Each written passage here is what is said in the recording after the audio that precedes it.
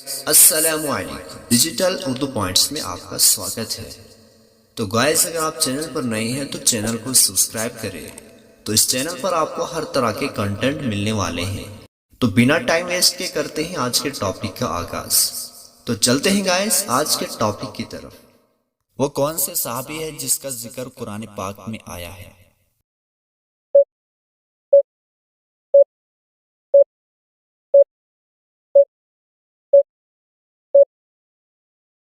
اس کا جواب ہے حضرت زید بن حارث رضی اللہ تعالی عنہ۔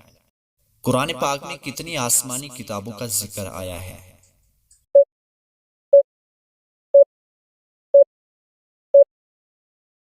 تین آسمانی کتابوں کا، زبور، تورات اور انجیل۔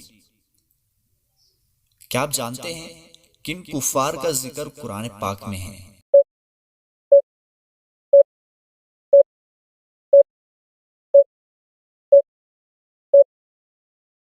نمرود، فرعون، حامان، قارون اور ابو لہب۔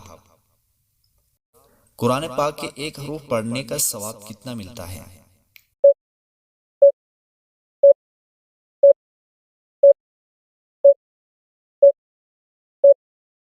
اس کا جواب ہے 10 نیکیاں۔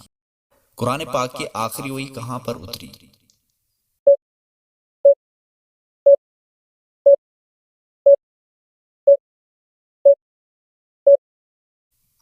اس کا جواب ہے میدان عرفات میں۔ قرآن پاک میں سب سے پہلے کس نبی کا ذکر آیا ہے؟